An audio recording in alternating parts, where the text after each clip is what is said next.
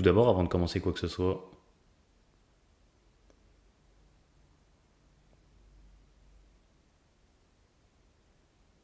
voilà, c'était une petite pause pour tous ceux qui ont précommandé l'édition ultime à 110 €.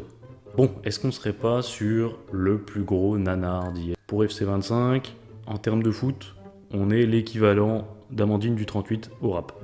On est sur un des plus gros flops de tous les temps. Le jeu est catastrophique, il est horrible. Le gameplay est nul. Il n'y a pas grand chose qui ressemble à du foot. Peut-être à part le terrain. C'est peut-être la seule chose qui ressemble à du foot dans ce jeu. Le reste est cataclysmique. On est sur un des pires flops de tous les temps. Je pense qu'en termes de jeux de foot, les seuls jeux pires qu'on ait pu voir, c'est les jeux gratuits sur internet. Et pourtant, j'ai joué à des PES qui étaient vraiment catastrophiques, des Football Manager qui étaient pas terribles, même s'il y en a un peu moins. Je pense que ce jeu-là est le plus réussi en termes de foot. Mais là, on est vraiment sur un des pires gameplays qu'on ait pu voir. Si on prend point par point, zone par zone ou secteur par secteur, en fait, tout dépend de comment on veut se placer, tout est catastrophique. On va démarrer du poste le plus bas, c'est-à-dire le gardien. Le gardien ne sert pas à grand chose si ce n'est relancer dans les pieds de l'adversaire. Ou éventuellement faire un ou deux arrêts si la frappe est très molle. Mais c'est la seule chose pour laquelle le gardien est utile, parce que sinon, ce mec-là ne sert à rien. Ils n'ont pas de main. Je pense qu'on est sur un bon gros Philippe Croison, peu importe la carte qu'on prend. On est sur un niveau d'inutilité. Non pas que Philippe Croison soit inutile, un grand respect à Philippe Croison. Mais les gardiens d'IFC sont vraiment inutiles. Et Philippe Croison, je ne pense pas que ce soit un très bon gardien de but. Bon, maintenant on peut éventuellement s'attarder sur la défense. La défense qui est largement meilleure quand on ne défend pas.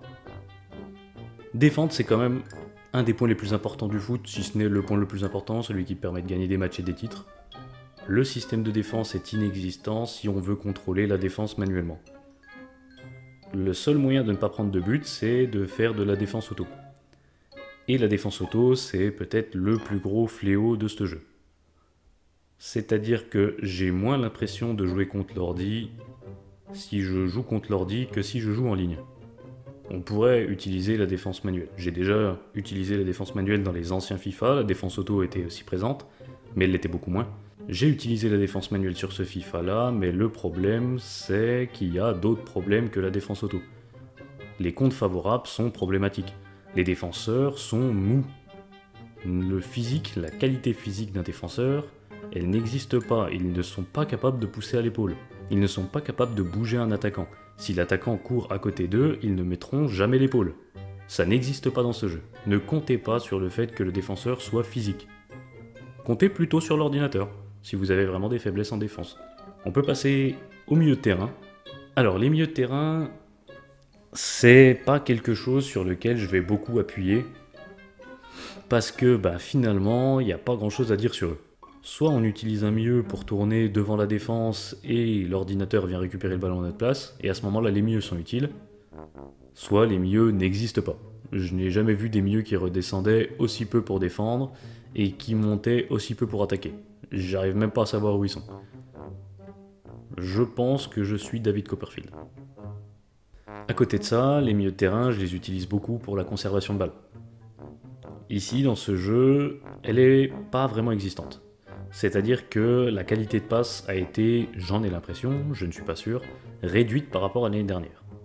Là où l'année dernière j'avais 95% de passes réussies avec 70% de possession, cette année je suis à 88% de passes réussies avec 55-60% de possession. Ce qui n'est pas une mauvaise chose en soi. Là c'est pas une critique, c'est un point un peu positif, parce que les passes ne sont pas autant réussies que sur les derniers IFC. Malgré tout, c'est un point négatif, et ils ont réussi à faire d'un point positif un point négatif, et ça c'est très fort de la part d'eSport. Ils ont réussi à faire en sorte que ce soit un point négatif grâce à l'autodéfense. Bon, et passons sur la dernière partie, c'est-à-dire les attaquants. On est sur des joueurs qui ne savent pas marquer sur une frappe placée à 5 mètres des cages. En revanche, à 40 mètres, un extérieur du pied finira en pleine lucarne. Est-ce qu'eSport a déjà regardé un match de foot? Non, je me pose vraiment la question parce que les frappes sont beaucoup plus faciles à rentrer si elles sont beaucoup plus difficiles à mettre. Ça a du sens ce que je viens de dire? C'est fou de voir qu'on peut frapper plus facilement à 30, 35, 40 mètres avec des extérieurs du pied, là où normalement tu as le moins de force, le moins de puissance de balle, c'est quand tu tapes de l'extérieur du pied, voir des extérieurs du pied qui rentrent d'aussi loin, avec une puissance de frappe qui est quand même énorme, et un gardien qui ne sait pas qu'il a le droit d'arrêter le ballon si la frappe part en pleine lucarne. Parce que j'en ai vu des gardiens qui pouvaient arrêter le ballon. Techniquement, cette frappe, c'est possible de l'arrêter. Et ben là, non. Le gardien ne fera pas d'effort et laissera le ballon rentrer pleine lucarne, histoire de créer un très beau highlight pour vos futurs matchs. Et pourtant, c'est là que l'ironie se place. Est-ce que tous ces éléments vont faire que j'arrête le jeu? Eh ben pas vraiment. Pas vraiment parce que je suis quelqu'un de très têtu et je sais que je vais continuer à jouer jusqu'à trouver le moyen d'avoir le plus de possession possible, de jouer le plus en passe et de trouver les espaces pour pouvoir marquer des buts.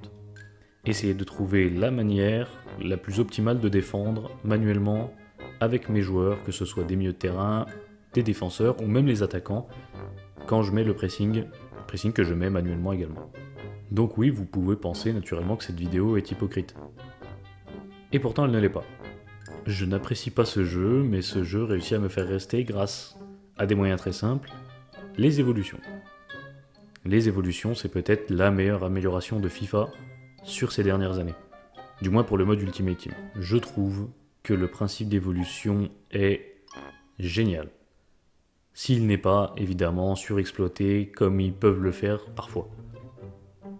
Parce que pouvoir faire évoluer des joueurs de l'Ajax, que j'apprécie énormément, et ben ça me fait très plaisir. Ça me fait très plaisir de pouvoir les mettre dans mon équipe principale, voir que je peux faire évoluer des joueurs comme s'ils étaient à leur prime, comme par exemple des Dusan Tadic contre le Real Madrid. Alors bien évidemment, ces avis sont subjectifs. C'est ce que j'ai pu penser pendant ces 2 mois de jeu.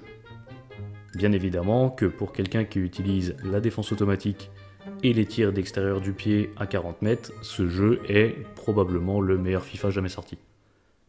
Malheureusement pas pour moi. Alors n'hésitez pas à me dire ce que vous en pensez dans les commentaires.